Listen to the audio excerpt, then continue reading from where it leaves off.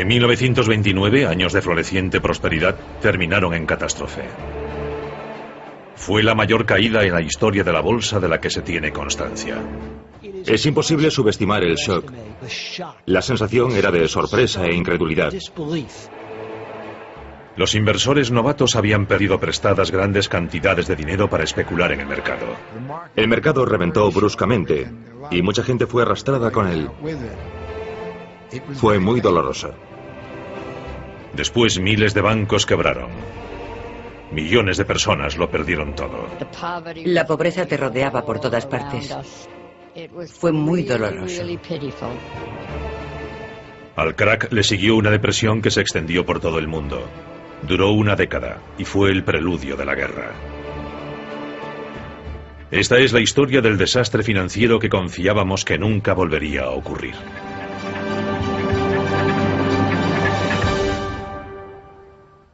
El gran crack.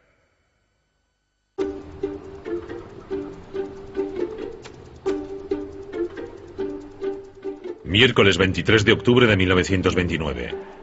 Sin previo aviso, los precios de las acciones se desploman en el mercado de valores de Nueva York. Los inversores están aturdidos. Durante los últimos 5 años el mercado no ha hecho más que subir. En el espacio de una hora se vende una increíble cifra de 2,5 millones de acciones. Al día siguiente continúa la espiral descendente. Cuando empezó a llegar gente a negociar con sus acciones el 24 de octubre, se notaba la sensación de que tal vez había cambiado algo, de que había algo diferente. De repente no había solo compradores. La gente estaba deseando vender, pero no había compradores para las acciones, y los precios empezaron a caer. Aquella mañana se produjeron caídas bruscas y calamitosas en la bolsa. Los valores cayeron de repente 10, 20, 30 puntos de golpe. Dicen que hubo gritos y llantos en el parqué de la bolsa de Nueva York. La gente estaba sorprendida por lo que estaba pasando y aterrorizada. Miles de personas se congregaron ante la bolsa. 10.000 personas. Llenaban las calles, desde Broadway a East River.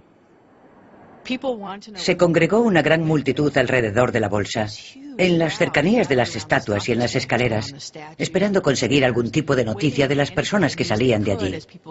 Oían voces, los gritos y chillidos de los que compraban y vendían, pero no sabían qué estaba pasando. Así que se congregaron allí y se quedaron para averiguarlo.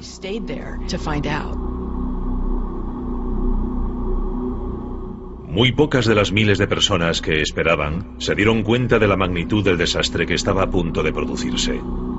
Tampoco se imaginaban que en los 5 días siguientes una catástrofe financiera arrasaría los cimientos de la prosperidad de los Estados Unidos. Pero para comprender por qué se produjo el crack, debemos retroceder una década, a una época en la que la confianza estadounidense era tan grande que parecía que los buenos tiempos durarían para siempre.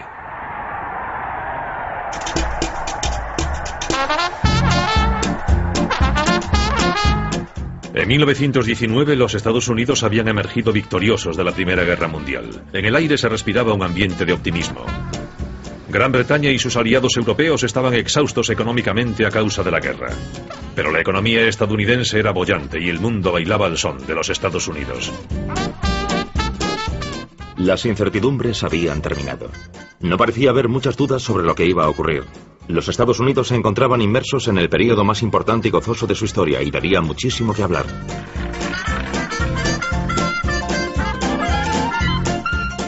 En los años 20 la vida cotidiana estaba cambiando. La electrificación transformaba a los Estados Unidos. Las ciudades se conectaban a la red eléctrica. Aparecían nuevas tecnologías, aviones, radios. Los electrodomésticos, que en un principio eran un lujo, ahora se convertían en una necesidad. La industria del automóvil también florecía porque la gente se había lanzado a comprar los nuevos automóviles de Ford y Chrysler. Parecía haber comenzado una era de prosperidad ilimitada. Es el florecimiento de la cultura del consumo y del consumo masivo a una escala nunca vista. Se generaliza además la venta a plazos, para animar a la sociedad a comprar bienes de consumo y hacerlo a crédito. Este tipo de créditos para el consumo fue otra innovación de los años 20. Por primera vez el concepto compre ahora, pague después llegaba al gran público. Hay una especie de cultura lúdica que se desarrolla paralela a este consumismo y que se resume en la creencia en la gratificación inmediata, en la preocupación por el ahora, en no preocuparse por el futuro, en vivir el momento. Surgió una ideología nueva. Estábamos en una nueva era económica y todos los estadounidenses que se preciaban tenían derecho a ser ricos.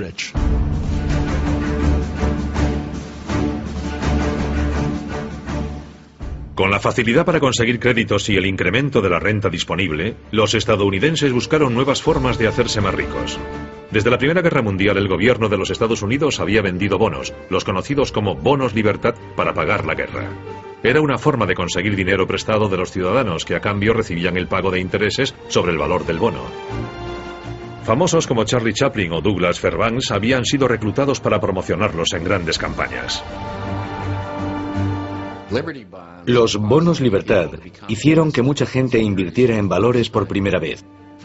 Por primera vez en sus vidas cobraban intereses cada 6 meses. Y los valores eran algo que podía seguir en los mercados. Cogían el periódico y veían a cuánto estaba su bono cada día. Los bonos libertad crearon una cultura de la inversión.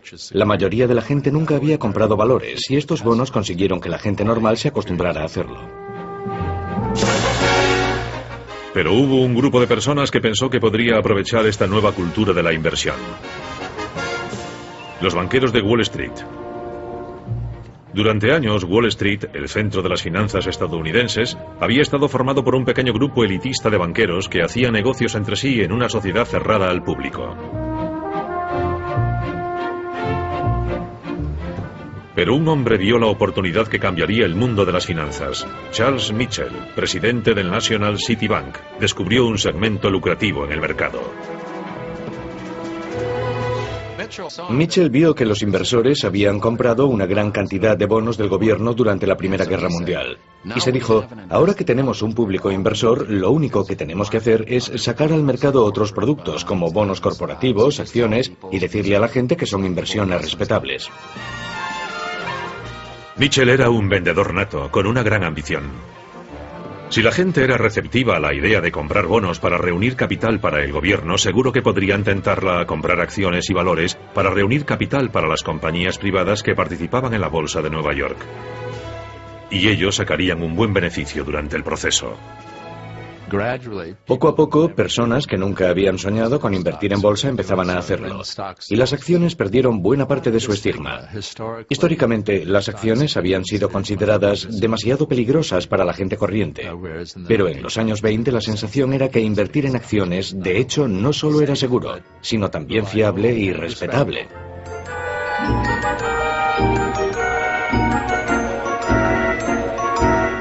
La idea cuajó. Y para aprovechar este nuevo y lucrativo mercado, Mitchell abrió agencias de corretaje por todo el país, donde las personas que tenían dinero, pero no conocimiento sobre inversiones, podrían especular en acciones y valores. Este frenesí especulador alcanzó a todo tipo de personas, no solo a profesionales. La gente normal también empezó a participar en un número sin precedentes por todo el país. No solo en Nueva York, sino en otras ciudades, en localidades pequeñas. Por todos los Estados Unidos la gente estaba encantada con la bolsa. La tecnología lo hizo posible. Las últimas cotizaciones de las acciones llegadas de Wall Street podrían imprimirse a lo largo y ancho de los Estados Unidos gracias a la cinta de cotizaciones basada en el telégrafo. Encontrabas cintas de cotizaciones en clubes nocturnos, estaciones, salones de belleza, transatlánticos. El mercado se convirtió en una parte omnipresente de la cultura lúdica de los Estados Unidos en la década de los 20. Como, duermo, sueño, hablo por y para las acciones. Creo que es la única forma de ganar dinero. Es emocionante, me encanta. $17.000 de beneficio en un capital de $3.500. ¿No está mal? Hubo especulaciones salvajes en todo tipo de valores. En las acciones de productoras de cine, empresas aeronáuticas y en las automovilísticas. Uno de los valores más pujantes de los años 20 era Radio Corporation of America. Era como el Google de hoy en día. Tecnología punta. Tuvieron la idea de poner radios en los coches. Creo que el público inversor estadounidense empezó a relacionar los productos que usaban, fabricados por las empresas estadounidenses, con la idea de que podrían comprar una acción de la empresa que fabricaba el producto que les gustaba.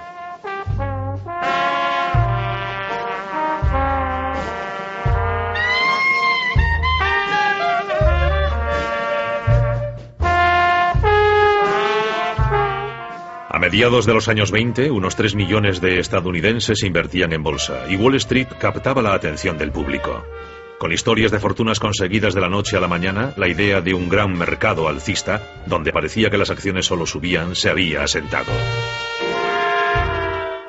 Todas las revistas populares, periódicos y emisoras de radio estaban fascinados por lo que ocurría en la bolsa. La gente seguía las actividades de famosos como Charlie Chaplin o Groucho Marx y se sentía fascinada por las acciones en las que especulaban. El joven actor cómico Groucho Marx invirtió todos sus ahorros en el mercado y estaba tan encantado con sus beneficios sobre el papel que convenció a sus hermanos para que también invirtieran. Menudo timo más sencillo. La RCA ha subido 7 puntos desde esta mañana. Acabo de ganar $7.000.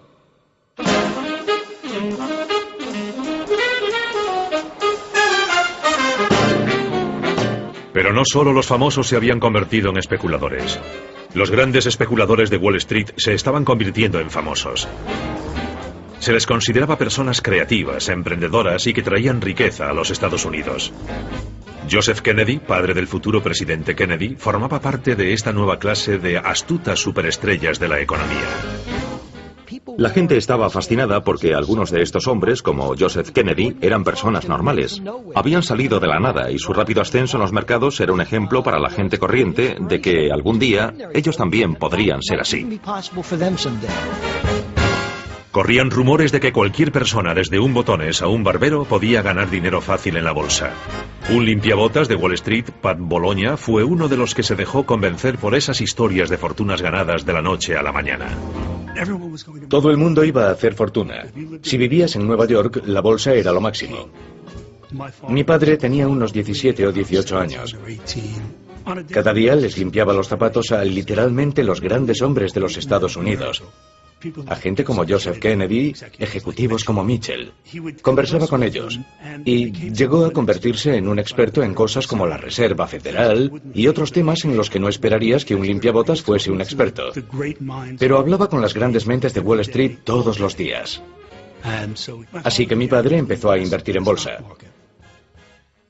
A decir verdad, yo aprendí a leer leyendo las páginas de las cotizaciones, porque a eso se dedicaba mi padre. Quiero decir que crecí con la bolsa. Nos encontrábamos con la bolsa para desayunar y con la bolsa para cenar, y cuando volvíamos a casa, la bolsa era el mundo.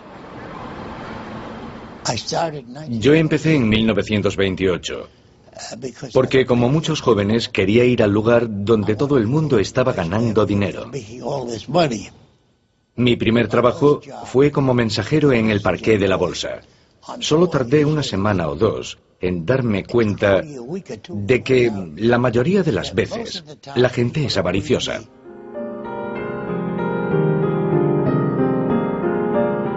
La gente tenía tanta fe en el mercado alcista que empezó a pedir dinero prestado para especular en acciones en alza. Esta forma de comprar acciones empezó a conocerse como compra de valores a crédito. El inversor solo tenía que poner una parte del dinero y su corredor aportaba el resto. La cultura del compre ahora, pague después se había extendido al mercado de valores. Comprar acciones a crédito significa que las consigues con dinero prestado. A finales de los años 20, el 90% del precio de compra de las acciones se paga con dinero prestado. No había reglas sobre cuánto dinero podías pedir prestado y la gente pedía sumas enormes para comprar acciones.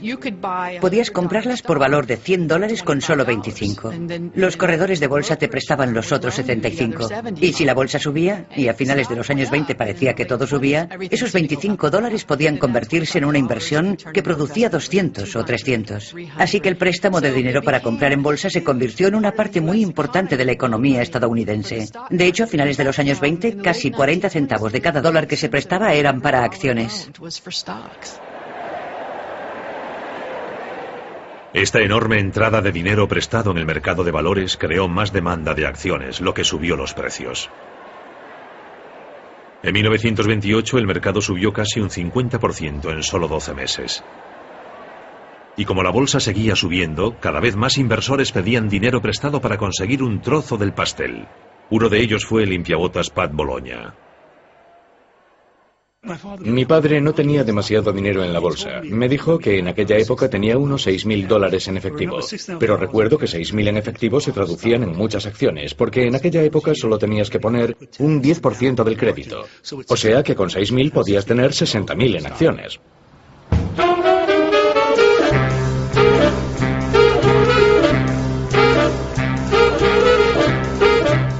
Wall Street estaba ansioso por conseguir nuevos clientes. Había un grupo de posibles inversores a los que Wall Street siempre había ignorado, pero ahora quería su dinero. Hasta la década de los 20, las mujeres habían tenido un papel muy limitado en la bolsa. En parte era simplemente por prejuicios por razón de sexo. Se las consideraba incapaces de mostrar la sangre fría necesaria para especular en el mercado. Pero en la década de los 20, la popularización de la bolsa llegó a un buen número de mujeres. Los años 20 fueron una época estupenda para las mujeres. Dieron un paso adelante. Empezaron a asumir el control de su propio dinero. Se matricularon en la universidad en un número récord en los años 20 y empezaron a interesarse también por la bolsa. Era la forma de conseguir su propia riqueza. Una de esas inversoras fue una fotógrafa pionera de Nueva York llamada Alice Austin. Vivía en Staten Island, al otro lado del río, frente a Wall Street. Había llegado a esta casa con tan solo 2 meses de edad. Era inteligente. Era aventurera. Cuando cumplió 11 años le regalaron una cámara, algo que en aquella época era un invento nuevo, e inmediatamente se puso a usarla. A lo largo de los años sacó unas 8.000 placas negativas, lo que la convierte en uno de los primeros fotógrafos de los Estados Unidos y de los más prolíficos. Gracias a la herencia de su abuelo, Alice había llevado un estilo de vida cómodo, pero en la década de los 20 su fortuna había menguado y se vio tentada por la promesa de dinero fácil de Wall Street. Alice Austin descubre que anda escasa de fondos y se pregunta qué puede hacer. Sus amigos le aconsejan ser conservadora, reducir gastos, tal vez no ir a Europa, no comprarse un coche. Pero Alice conoce a un corredor de bolsa que le aconseja que nada de eso, que compre acciones, que se haga rica rápido. Le dice que puede prestarle dinero para que compre más acciones todavía a crédito. Y a Alice Austin le pareció una buena idea.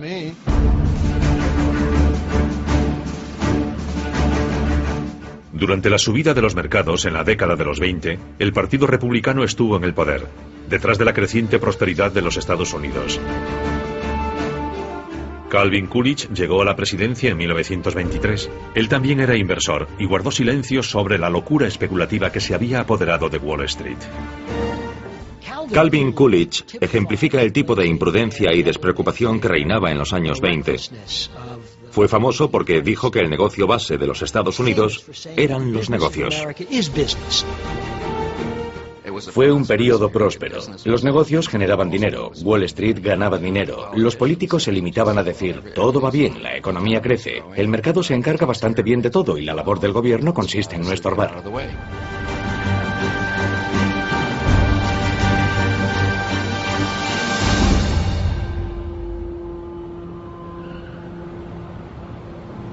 Durante la presidencia de Coolidge, el poder de Wall Street siguió creciendo sin control. Su administración tenía contactos estrechos con un grupo de élite de banqueros y financieros, el círculo íntimo de Wall Street.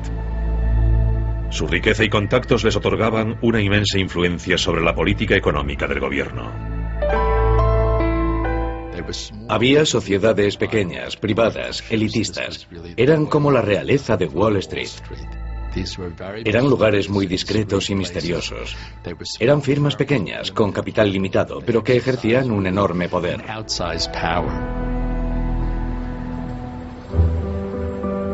La más prestigiosa de estas firmas de élite era la banca JP Morgan.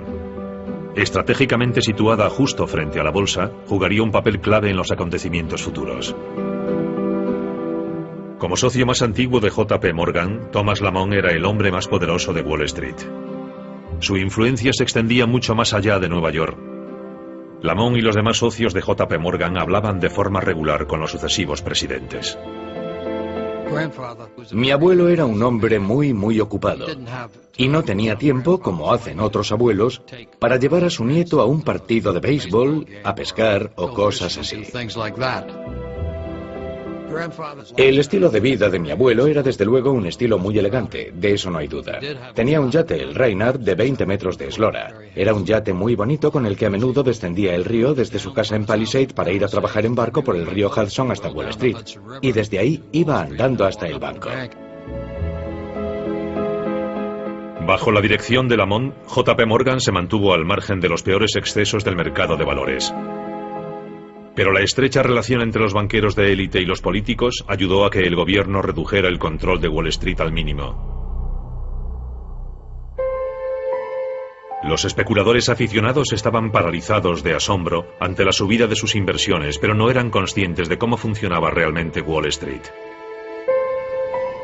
Ante la escasa supervisión del gobierno, el mercado tenía su propia ley y era habitual el abuso de información privilegiada. Había una gran manipulación del mercado. No había ninguna transparencia. Y cuando Wall Street era muy pequeño e independiente daba igual. Pero cuando las personas como usted y yo empezamos a poner en el mercado el dinero que tanto nos había costado ganar, empezó a importar. La bolsa de los años 20 no era justa ni democrática. Era un gran casino, dirigido por especuladores profesionales.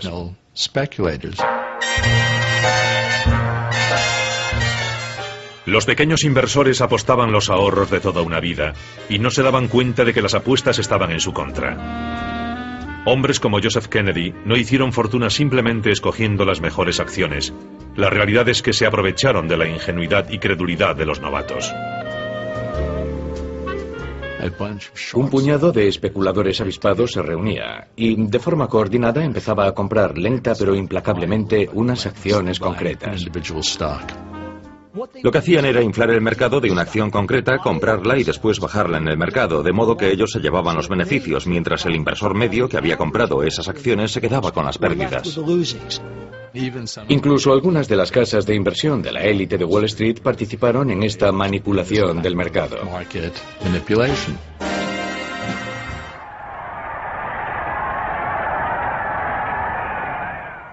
En marzo de 1929 tomaba posesión un nuevo presidente republicano, Herbert Hoover. En su discurso alentó a sus conciudadanos. Hemos alcanzado el mayor nivel de comodidad y seguridad que se haya conocido jamás en la historia del mundo. Pero en privado, su confianza era menor. Hoover es escéptico sobre lo que ocurre en Wall Street y en la economía en general. Pero no tiene el valor político para aplicar sus convicciones.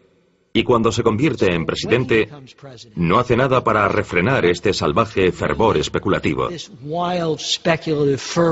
No hace nada para animar a la Reserva Federal ni al Tesoro a limitar el margen de especulación en la bolsa.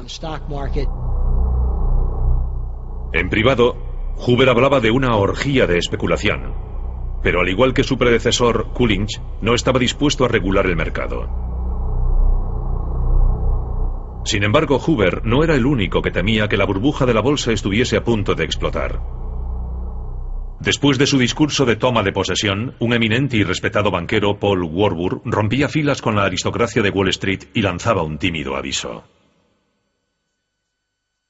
Si se permite que las orgías de especulación desenfrenada vayan demasiado lejos, el colapso final sin duda traerá una depresión generalizada que afectará a todo el país. Mi bisabuelo dio un aviso en marzo de 1929. Llegó a usar la palabra depresión, pero le hicieron callar.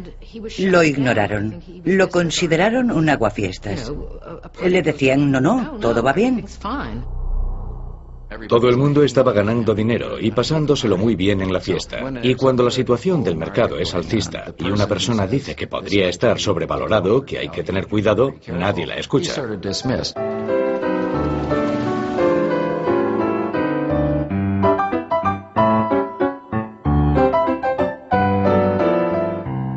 Las predicciones de Warburg cayeron en oídos sordos, y entre mayo y septiembre de 1929, 60 nuevas empresas se unieron a la Bolsa de Nueva York, añadiendo más de 100 millones de acciones al mercado y alimentando la burbuja inversora.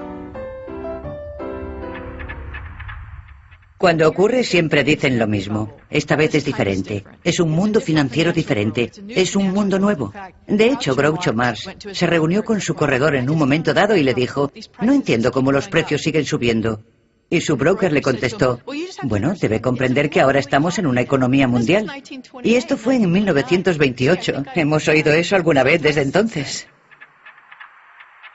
Algunos especuladores profesionales notaron que el mercado se estaba recalentando. Los más astutos se salieron durante el verano.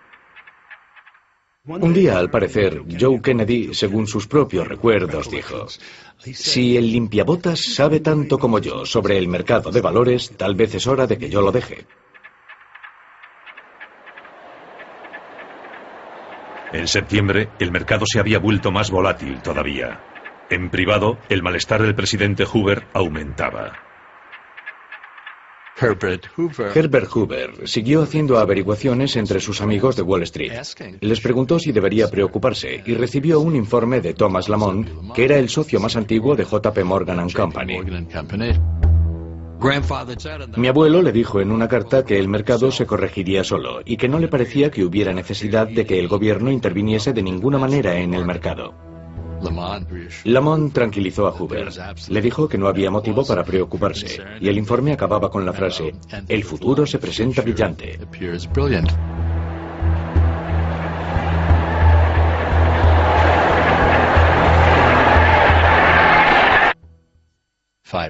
Cinco días después, la bolsa se desplomaba.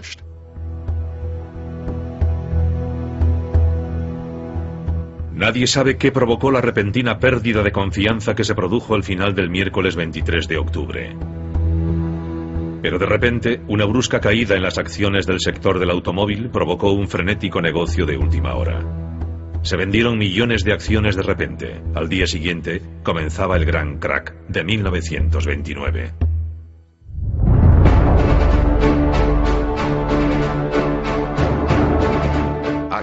El 24 de octubre de 1929, el Jueves Negro, suele considerarse el comienzo del crack. Hubo una tremenda caída que asustó a mucha gente. Es imposible subestimar la conmoción. Una sensación de sorpresa e incredulidad. La gente siente pánico porque el mercado cae, cae y cae. Desesperadas por conseguir alguna noticia, miles de personas se congregan en los alrededores de la bolsa. Había muchísima gente, muy enfadada, con la mirada fija. Eran personas arruinadas. Las autoridades locales están tan alarmadas que envían a 400 policías montados, temerosas de que se produzca una especie de toma de la Bastilla de la bolsa. Dicen que había un murmullo muy extraño en el aire, que había una especie de extraño ruido fantasmal, que debían de ser las voces humadas de todas aquellas personas compartiendo sus preocupaciones. La reacción popular fue: esto no puede estar pasando.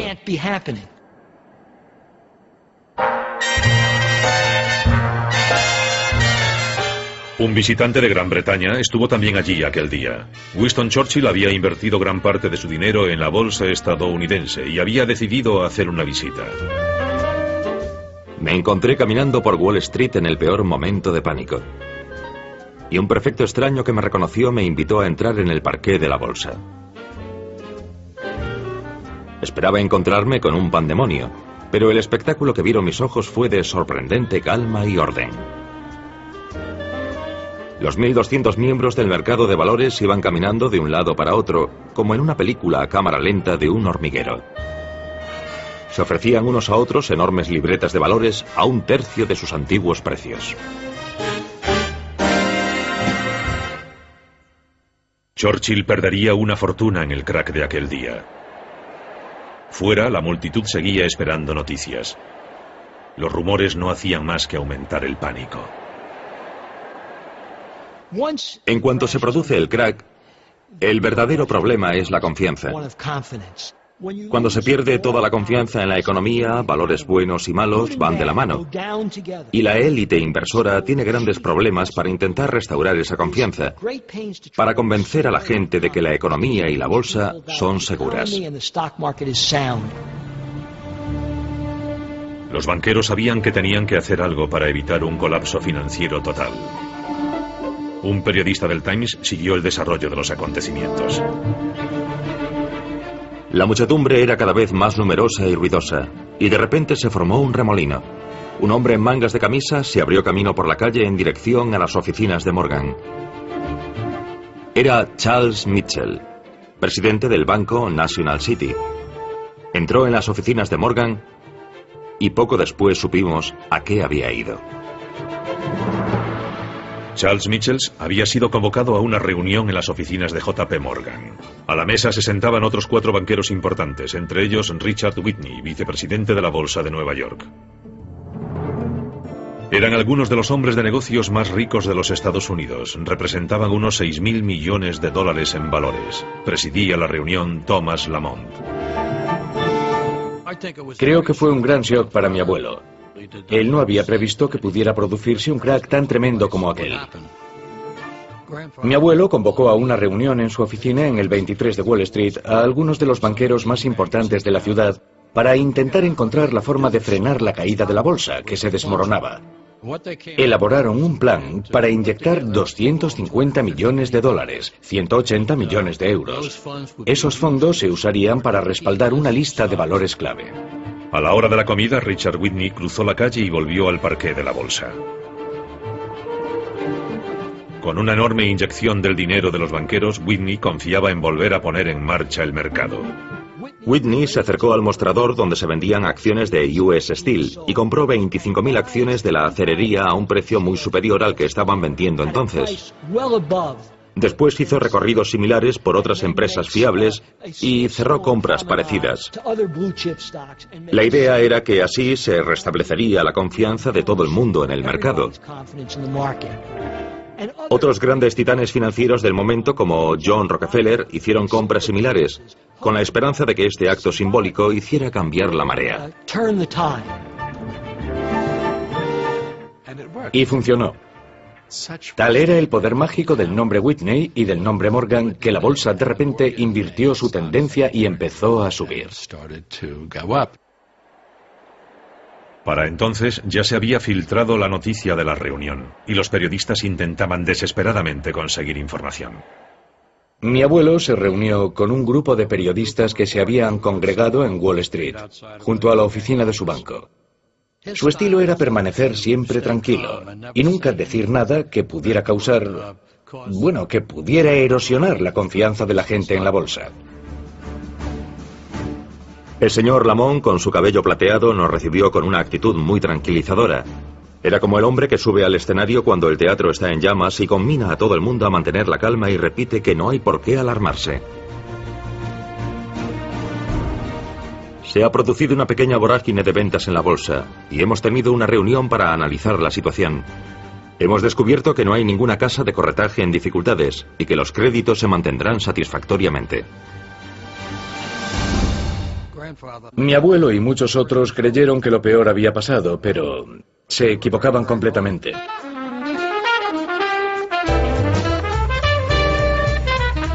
Durante el fin de semana pareció que la intervención de los banqueros había funcionado. Las transacciones del viernes y el sábado por la mañana fueron tranquilas y sin incidentes. El presidente Hoover también intentó calmar los nervios repitiendo un mantra que se ha usado en muchos otros desplomes de la bolsa desde entonces. La actividad fundamental del país, que es la producción y distribución de bienes, se apoya en una base sólida y próspera. Pero en las oficinas del distrito financiero reinaba el caos total. No olvidemos lo primitiva que era la tecnología entonces. Se hicieron tantas transacciones el 24 de octubre que las máquinas tardaron 4 horas en imprimirlas todas una vez que cerró la bolsa. La máquina, saturada de información, iba horas por detrás de las transacciones y resultaba completamente inútil. Durante toda la noche, las luces resplandecían en las ventanas de los rascacielos de oficinas, donde corredores a crédito y contables se enfrentaban a la desesperada tarea de intentar cerrar los negocios de un día antes de que comenzase el siguiente. se desmayaban sobre sus mesas. Los agotados mensajeros caían exhaustos sobre los suelos de mármol de los bancos y se quedaban dormidos.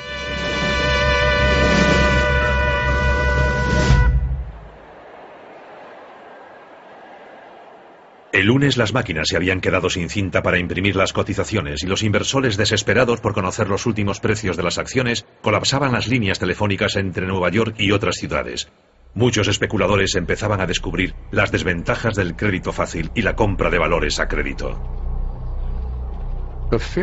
Un número significativo de personas que compraban acciones en los años 20 lo hacían con dinero prestado. Y por supuesto, la ventaja de comprar acciones con dinero prestado es que las ganancias son tremendamente rápidas y cuantiosas cuando la bolsa sube. Pero, por supuesto, cuando baja, toda la maquinaria se invierte. Y en ese momento las pérdidas también son cuantiosas.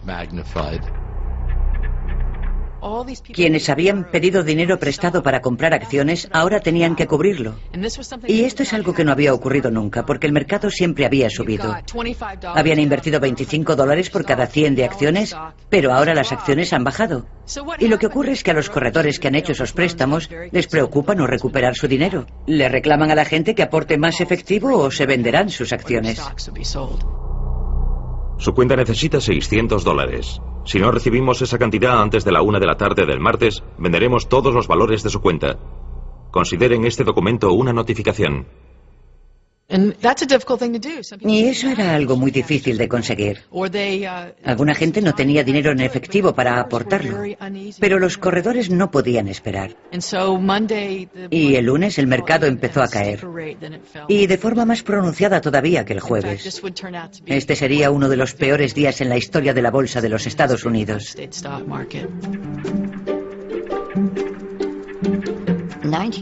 En 1929, cuando se desplomó la bolsa, yo era una niña. Solo tenía 7 años. Sin embargo, recuerdo claramente algunos de los detalles de aquel día. No había muchos medios de comunicación, y cuando ocurría algo extraordinario, los periódicos sacaban un extra.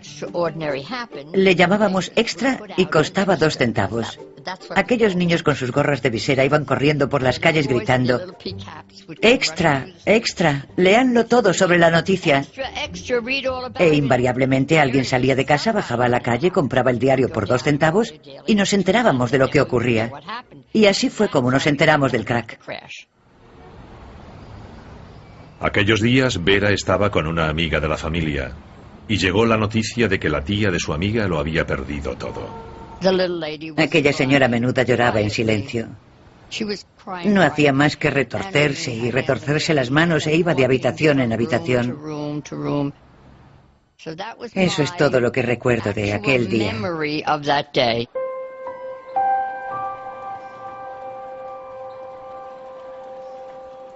El martes por la mañana, algunos de los nombres más famosos de la economía estadounidense vieron cómo se desplomaba el precio de sus acciones. US Steel, Radio, General Motors. Acciones que habían sido símbolos de los años de prosperidad. El martes se produjeron tremendas oleadas de ventas sin fin. Esta vez las ventas eran tan numerosas y tan implacables que no hubo ninguna reunión a la hora de la comida en JP Morgan. Claramente, el volumen de las ventas superaba cualquier posibilidad de que los banqueros intentasen aplacar la tempestad. La tarde-noche del martes, todas las acciones estadounidenses valían un 22% menos que a la apertura del mercado el lunes por la mañana. En 36 horas se había perdido el 22% del valor de la industria estadounidense. Hoover era el presidente. Él y Andrew Mellon, el secretario del Tesoro, estaban muy a la derecha y creían que no era competencia del gobierno intervenir en esto. Creían en el puro capitalismo, sin trabas. De modo que hicieron muy poco o nada para aliviar el crack. Dijeron que se resolvería solo. El mercado se desplomó muy rápidamente y mucha gente se fue con él. Fue muy doloroso. Casi todo el mundo perdió dinero, como ha ocurrido ahora.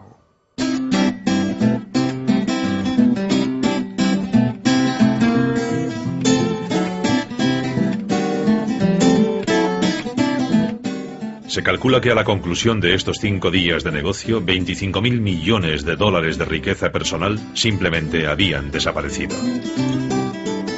La bolsa sigue cayendo sin fin.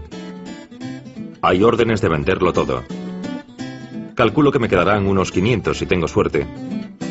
Un humilde final a un beneficio potencial que no hace ni 4 meses rondaba los 100.000 dólares.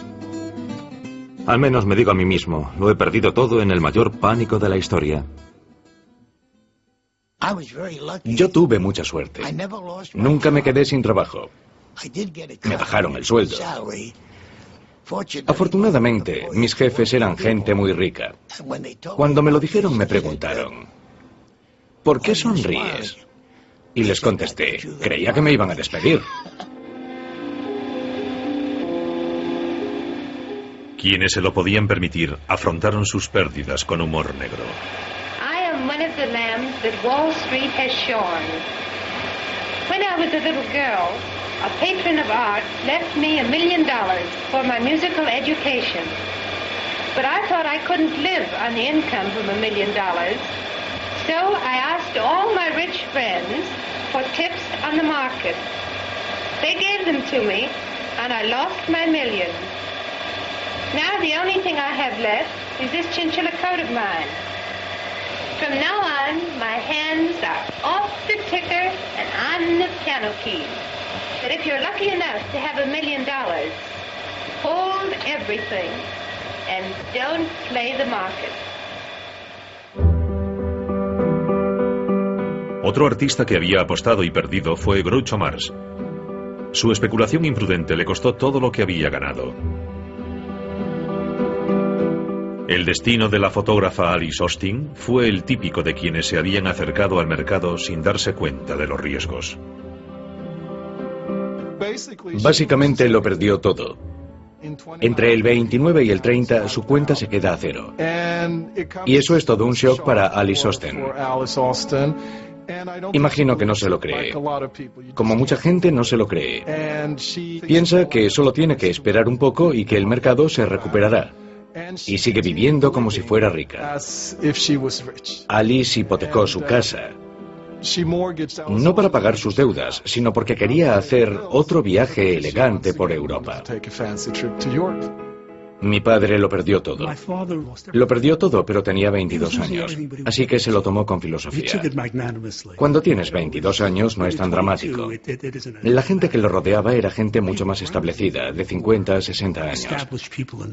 Habían perdido los ahorros de toda una vida y sentían un pánico absoluto. No todo el mundo pudo asumir sus pérdidas. Aunque el número de suicidios se ha exagerado, a algunos les pareció la única salida. Sé que la gente ha leído historias sobre Wall Street, sobre gente que abrió las ventanas de su oficina y saltó. Eso ocurrió realmente, no es una leyenda urbana. Hubo gente que se suicidó.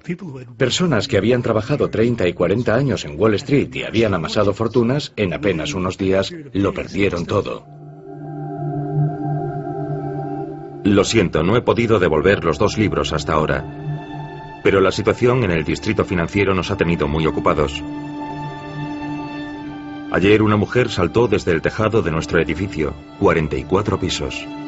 Pasó ante nuestra ventana, vi su cuerpo tendido en la calle, y la imagen me pareció tan horrenda que me puse enfermo.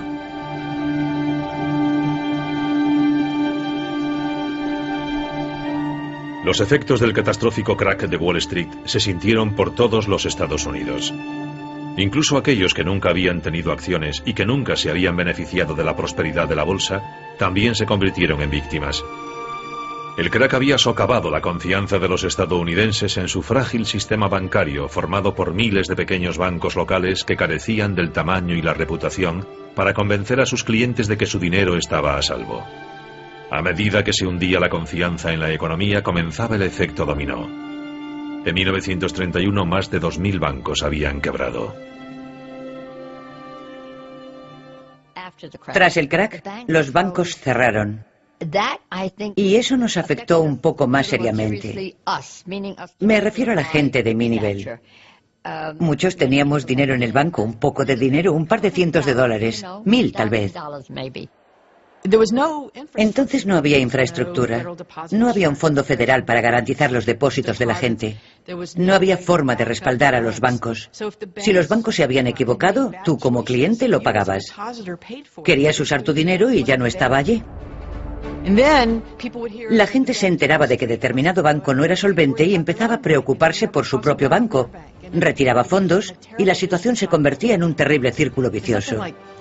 Cerca de 3.000 bancos cerrarían en los 2 años siguientes.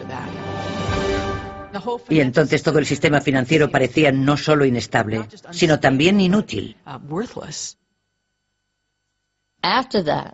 Después de aquello, cuando la gente ahorraba dinero, desconfiaba de los bancos y lo guardaba bajo el colchón.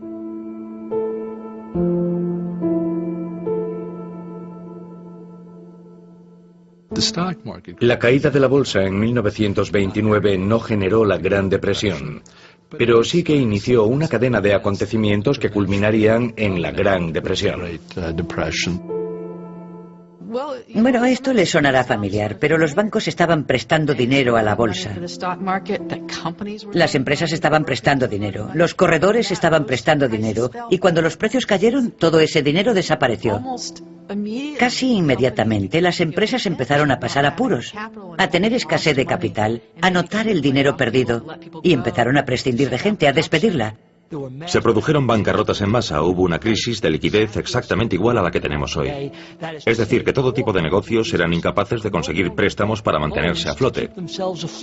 Aunque se tratase de negocios totalmente solventes, no conseguían créditos a corto plazo para pagar a sus empleados, para comprar más productos, para pagar a sus proveedores, y empezaron así las bancarrotas. Y a medida que se producían las bancarrotas, la gente se quedaba sin empleo, y al no haber trabajo, caía la demanda. Y eso es lo que causa un daño traumático a la sociedad. Tan traumático que en el caso de la memoria estadounidense solo es superada por la Guerra Civil, como el momento más trágico en la historia de los Estados Unidos. Mi padre tenía una agencia de corretaje de valores relativamente modesta. Una noche, durante la cena, mi padre dijo que había tenido que despedir a un empleado. Yo, muy arrogantemente, dije, bueno, ya encontrará otro empleo, ¿no? Mi padre me contestó, no. Es un hombre mayor, no muy preparado, y no creo que lo encuentre. Y entonces mi padre se echó a llorar. Fue la primera vez que vi llorar a mi padre.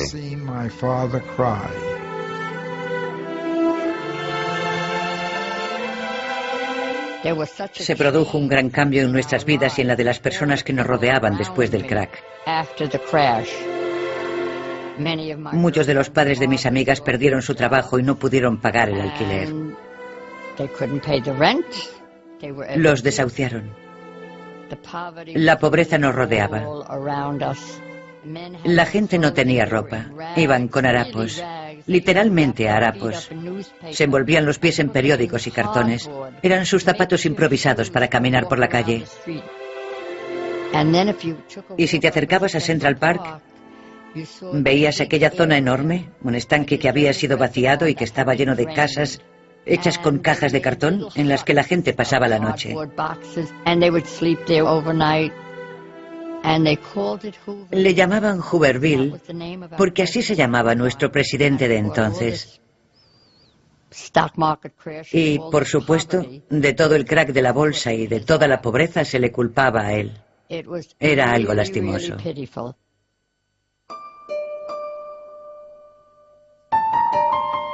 Como muchos otros, la fotógrafa Alice Osten tuvo problemas para hacer frente a los pagos de su hipoteca durante la Gran Depresión. Unos años después de comenzada la depresión, a Alice Osten se le acaba el dinero. No le queda nada. La echan de su casa. La llevan a un asilo para indigentes. Y es un asilo digno de una novela de Dickens, donde vive un par de años. Milagrosamente se descubren sus fotografías. Vende unas cuantas a las revistas Time y Life, y con eso consigue el dinero suficiente para abandonar aquel asilo y mudarse a una residencia de ancianos decente.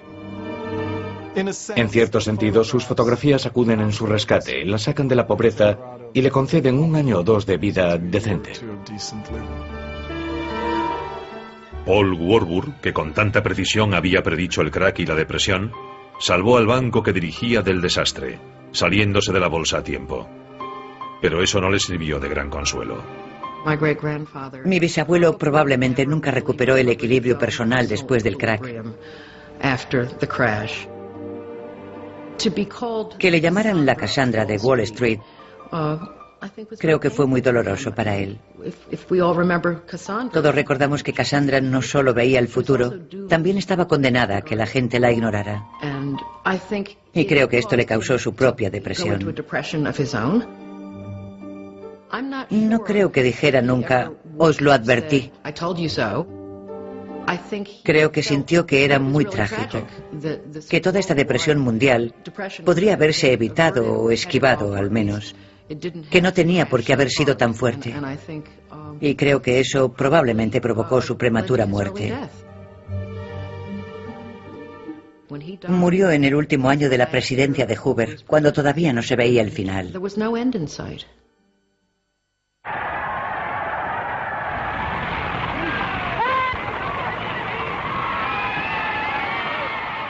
Pero en 1932, 12 años de gobierno republicano llegaban a su fin. I, Franklin Delano Roosevelt, do solemnly swear that I will faithfully execute the office of President of the United States. El demócrata Franklin Roosevelt fue elegido presidente por mayoría abrumadora. Su primera tarea fue restaurar la confianza. The only thing we have to fear is fear itself. Visto como un salvador, Roosevelt prometió un New Deal para el pueblo estadounidense y regular el sistema financiero. There must be a strict supervision of all banking and credit and investment. There must be an end to speculation with other people's money. El nuevo presidente actuó rápidamente. Garantizó los depósitos bancarios y elaboró leyes para obligar a los banqueros a operar bajo una estricta supervisión gubernamental.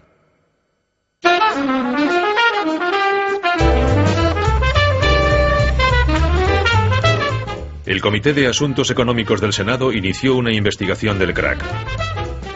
Se prolongaría durante más de 3 años y las 10.000 páginas de informe desacreditarían la reputación de Wall Street.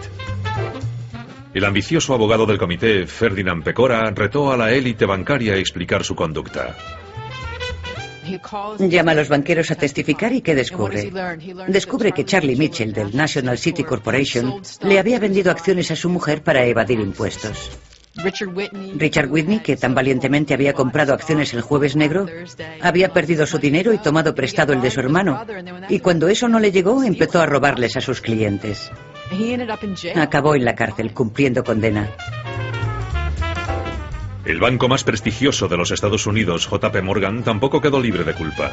La investigación descubrió pruebas de la existencia de una lista para ofrecer opciones preferentes sobre acciones a amigos de las altas esferas, entre ellos un expresidente.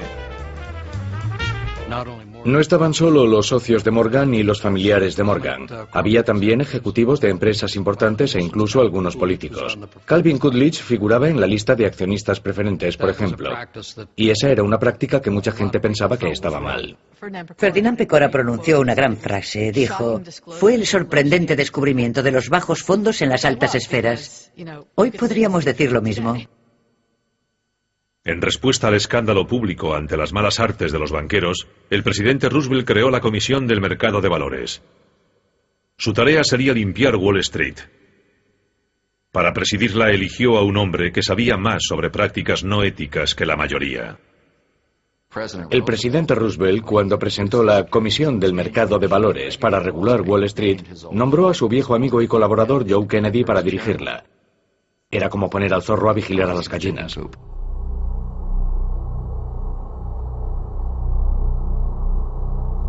Aunque Roosevelt restauró la confianza en el sistema bancario, la Gran Depresión duraría hasta el estallido de la Segunda Guerra Mundial. Entonces, igual que ahora, la economía globalizada provocó que el crack y subsiguiente depresión se extendiera por todo el mundo. En Gran Bretaña se produjo una recesión en la producción y millones de personas perdieron su trabajo. Alemania, que todavía sufría las consecuencias de la derrota en la Primera Guerra Mundial, sufrió más si cabe. Mucha gente perdió los ahorros de toda su vida durante la Gran Depresión, que avivó en muchos países el deseo de tener un gobierno autoritario que les salvase, que rescatase a la economía. No hay duda de que el crack y la depresión refuerzan los movimientos anticapitalistas. Los comunistas habían tomado el poder en Rusia y los movimientos fascistas estaban en alza. Mussolini ya había llegado al poder en Italia y en Alemania se estaba fraguando la base política de Hitler. Y cuando el estilo de vida estadounidense, basado en un capitalismo de mercado libre, sufrió el crack de Wall Street y la depresión posterior, salieron reforzadas las personas que pensaban que había una forma de vida mejor. Mientras el comunismo y el fascismo prosperaban, muchas naciones ponían barreras para evitar el comercio libre y se encerraban en sí mismas para intentar salvar sus economías. El nacionalismo económico llevó a las guerras comerciales y más tarde a la guerra.